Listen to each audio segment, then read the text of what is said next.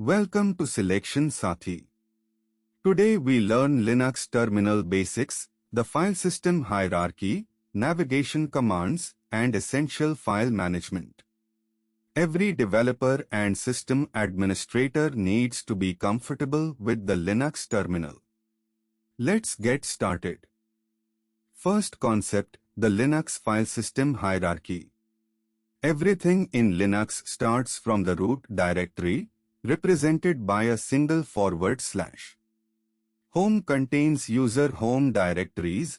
Each user gets their own folder like home alias. Etc. stores system configuration files like fstab, hosts, psswd, and nginxconf. var holds variable data, logs live in var log, web server files in var www. User contains user programs and libraries. TMP is for temporary files that may be cleared on reboot. Understanding this hierarchy is essential because everything in Linux is a file or directory. Second concept, the ls command and its flags. ls lists the files in the current directory. You can also give it a specific path. The -l flag gives the long format showing permissions, owner, group, size, and modification date. The -a flag shows all files, including hidden ones. In Linux, any file starting with a dot is hidden. Common hidden files include .bashrc for shell configuration and .ssh for SSH keys. The -h flag makes sizes human-readable, showing kilobytes, megabytes, and gigabytes instead of raw bytes. Combine them, ls-lah shows everything in long format with readable sizes. Third concept, navigation with cd and pwd. cd changes your current directory. cd var log moves to var log using an absolute path. cd ... moves up one level to the parent directory. cd ... moves up two levels. cd tilde or just cd with no arguments takes you to your home directory. cd- is very handy, it takes you back to the previous directory you were in. pwd prints the full absolute path of your current working directory. These are the commands you will use hundreds of times every day. Fourth concept, creating and removing directories and files. mkdir creates a new directory. mkdir-p creates nested directories in one command. For example, mkdir-p projects/web/src creates all three levels even if none exist. rm removes files.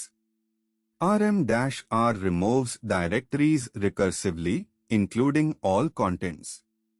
rm-f forces deletion without asking for confirmation. rm-rf is powerful but dangerous, it deletes everything without any prompt. rmdir only removes empty directories, use rm-r for non-empty ones. The most important safety rule, always double-check your rm commands. There is no recycle bin in the terminal. First example, navigate directories. We start at home user, pwd confirms this. cd var log takes us to the log directory. pwd now shows var log. cd ... moves up one level to var. cd tilde takes us back home to home user. These four commands, cd with absolute paths, ... tilde, and pwd are the foundation of terminal navigation. Second example, list hidden files. Plain ls shows only visible files, documents, downloads, music, pictures. ls-a reveals hidden files too, .bashrc, .ssh, and the special and entries. ls-la gives the long format with permissions. We can see that .basher has read-write for owner and read-only for others, owned by user, size 3771 bytes. ls-lah makes the size human-readable, 3.7K instead of 3771. Third example, create nested directories. If we try mkdir projects/web/src without -p, it fails because projects doesn't exist yet. With mkdir-p projects/web/src, all three levels are created at once. The -p flag creates parent directories as needed. We verify with ls-r projects, which shows the recursive directory tree. This is much cleaner than running mkdir 3 separate times. Fourth example, remove files safely. rm-old-file.txt removes a single file.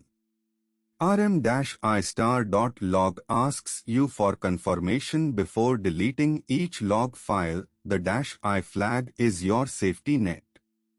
rm-r old project removes the directory and everything inside it. A critical warning: never run rm-rf/. This deletes your entire file system. Always specify the exact path and double-check before pressing enter. Quick tips.